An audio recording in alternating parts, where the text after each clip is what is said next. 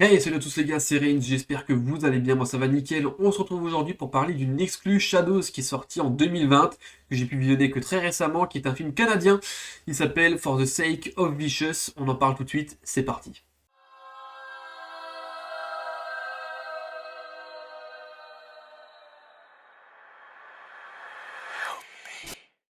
Alors, For the Sake of Vicious, désolé pour mon accent, je suis pas très bon, est un film canadien qui est réalisé par deux jeunes réalisateurs, Chris Evensen et Gabriel Carrer, qui sont deux réalisateurs canadiens qui ont fait déjà quelques films, qui n'ont pas tous connu un franc succès, ça c'est clair et net, ils ont rarement eu énormément de budget, c'est de nouveau le cas dans ce film, mais par contre là où ils ont été plutôt bons, c'est au niveau de la jaquette de ce film, très intrigante, moi qui m'a tout de suite sauté à l'œil quand je vois ce casque de moto, avec des motards armés, une maison enflammée, comme ça en pleine nuit, je trouve que c'était assez stylé, j'ai tout de suite cliqué sans vraiment voir de quoi ça parlait, et du coup je vais vous expliquer un petit peu ce que j'en ai pensé, de quoi ça parle, et de qui est composé le fameux casting de ce film, c'est parti.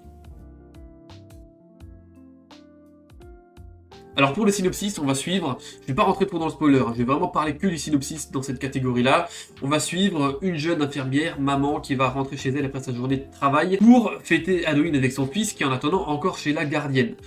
En rentrant chez elle, elle va tomber des nues quand elle va se rendre compte qu'il y a quelqu'un qui est chez elle, un homme d'une quarantaine d'années, en train de tenir en otage un autre homme un peu plus âgé qui est totalement blessé, et gravement blessé d'ailleurs. Elle va se retrouver malgré elle à devoir rester chez soi, c'est quand même fou parce qu'elle est prise presque en otage chez soi parce que le gars menaçant lui a demandé de maintenir en vie le fameux otage qui était avec eux.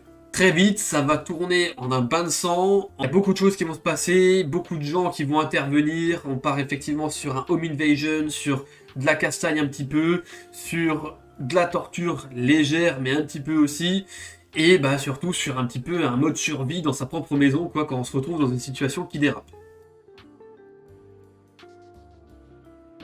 Alors au niveau du casting, on a que des acteurs pas connus du tout, et pour le coup, ils sont pas terribles, ça c'est un petit peu le point faible du film, pour parler d'un point faible en particulier, c'est celui-ci. Les acteurs sont pas foufous, on va dire qu'il y a que l'actrice principale qui s'en sort un tout petit peu, et encore, on va dire qu'elle s'investit. Ça se voit qu'elle s'est investie dans son rôle, mais elle n'est pas au top du top. C'est Laura Burke qui va jouer Romina, donc notre jeune infirmière. C'est pas trop mal, mais c'est pas foufou non plus, ça casse pas des briques. Elle sera accompagnée du coup de Colin Paradine, qui est Alan, donc le mec qui est pris en otage, qui est gravement blessé. Et du coup, le gars qui engendre un petit peu toute cette situation-là, c'est Nick Smith, l'acteur qui va jouer Chris, le fameux preneur d'otages. Il y a encore pas mal d'autres acteurs secondaires, mais disons qu'ils sont pas vraiment importants dans l'intrigue du film, ils sont pas top du tout, et c'est vraiment que des acteurs secondaires. Alors maintenant, qu'est-ce que j'ai pensé de ce film For the Sake of Vicious? Écoutez, c'est un film qui est court, 1h20, qui va allier pas mal de choses, la violence, l'home invasion. Il y a pas mal de trucs assez intéressants, surtout pour un film qui n'a pas de budget du tout. C'est un film qui est rincé à mort en termes de budget, il a rien. Ça se voit d'ailleurs très rapidement parce que le décor, on va se contenter de suivre 3 pièces principales de la maison de notre Romina, de notre infirmière. On aura la cuisine, on aura vite fait le couloir de l'étage et un petit peu le salon. Il n'y a vraiment rien d'autre. C'est très petit, il se passe pas grand chose, il y a très vite des allers-retours entre les différentes pièces. On se rend compte que vraiment le budget, il est ras les pâquerettes. C'est flagrant, en plus les acteurs sont pas fous, donc bon, on va dire que j'ai pas mis tous mes espoirs là-dessus, ça c'est clair. En plus, comme je vous disais, il dure 1h20 et il est séparé en 2 parties, le film. 2 parties bien distinctes. On a la première partie avec une prise d'otage, avec effectivement un peu plus de dialogue. On essaye de capter un petit peu la subtilité de pourquoi cet homme-là est pris en otage, pourquoi tellement engouement, qu'est-ce qui se passe. Bon, au départ c'est assez intéressant, c'est assez intriguant, on se pose la question, mais très vite ça tourne un peu en rond parce qu'on se rend compte que notre personnage principal, le preneur d'otage, a envie de passer à l'acte, a envie de faire du mal finalement à la personne qui est prise en otage, mais ça va jamais jusqu'au bout, c'est un peu long, on se fait presque un petit peu chier pendant 10 minutes, un quart d'heure, sur les 45 premières minutes. Il y a vraiment 10 minutes, un quart d'heure qui sont un peu trop longues. Mais après, il y a un petit retournement de situation parce que notre otage a réussi à appeler du renfort pour essayer de s'en sortir, parce qu'il a des contacts un petit peu.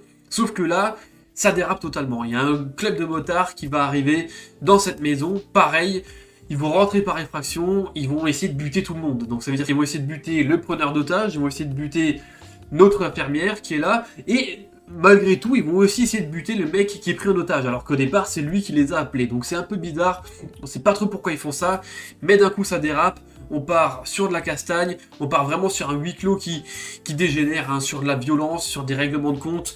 Là, c'est vraiment en lutte pour notre survie. Elle, notre personnage principal, elle est quand même chez elle, pris dans tout ce merdier alors qu'elle rentrait chez elle du travail, en pensant retrouver son fils à la maison. Voilà, c'est un gros délire. Je pense bien que là, c'est un truc de... Il y a de quoi péter un câble, ça c'est clair. Et puis, elle va tout faire pour se défendre, bien évidemment, parce que c'est chez elle. Les gens sont là, c'est pas qui c'est, ils la menacent, donc forcément, ça part en baston, ça part en coup de marteau, ça part en coup de pistolet, ça part en coup de couteau, il y a un petit peu de tout. Alors, les effets gore sont pas trop mal, il y a du maquillage, il y a des effusions de sang, il y a des scènes qui sont filmées en plein cadre, c'est pas mal non plus. Franchement, il y a eu de l'effort par contre là-dessus, ça faut le souligner. Et puis, c'est finalement la partie la plus intéressante du film. Je trouve que finalement, l'intrigue, très vite, on s'en fout un petit peu de connaître la vérité de ce qui se passe autour. Nous, ce qu'on a finalement, enfin moi, ce que j'ai vraiment apprécié finalement, c'est cette partie de pure violence, de castagne. Là, les acteurs sont toujours investis, ils sont toujours mauvais, mais sont toujours investis. Il y a notre personnage, preneur d'otage, Chris, qui est un petit peu borderline, il fait des têtes, c'est nanar de ouf. Mais dis donc, que ça castagne, ça fait du bien. Donc bon, pourquoi pas, c'est un film qui m'a un petit peu laissé... j'aurais voulu en voir un peu plus en fait sur cette castagne-là, parce que finalement c'était pas mal, les effets gore m'ont convaincu. La réalisation, elle a rien de spécial du tout, mais disons que bon, ça suffisait pour ce qu'on voyait. Moi, franchement, cette deuxième partie m'a assez convaincu par rapport à la première. J'aurais bien voulu en voir un petit peu plus. Et effectivement, peut-être écourter les 10-15 minutes que je trouvais de trop dans la première partie du film. Et peut-être rajouter de l'action, de la violence, quelque chose comme ça. Ça aurait peut-être pu être plus efficace, plus dynamique aussi. Parce que sur les premiers 3 quarts d'heure, c'est un peu soporifique, presque. Un petit peu soporifique. En plus, il n'existe que en VO, donc du coup c'est vrai que si vous regardez ça et que vous devez lire, en plus c'est vrai qu'au départ vous lisez beaucoup pour pas grand chose, faut être honnête, il n'y a pas grand chose qui se passe. Le final, il est pas au top du top, je m'attendais à mieux, pour être honnête, le final je m'attendais à mieux, mais dis donc on va dire ça reste correct, c'est pas un grand film, c'est pas quelque chose qui m'a non plus émerveillé à mort, mais je l'ai pas trouvé totalement naze, donc globalement c'est un film correct. Je ne le regarderai pas plusieurs fois, je pense pas. Maintenant, si vous voulez le voir, rien que pour les 45 dernières minutes, ça peut être pas trop mal, ça peut aller, c'est cool. Donc, si vous voulez aller le voir, regardez-le. Pour ceux qui l'ont vu, dites-moi un petit peu dans les commentaires ce que vous en avez pensé. Et puis, écoutez, je vais vous laisser là. On se retrouve très très vite pour de prochaines vidéos. C'était Red, portez-vous bien. Ciao, ciao!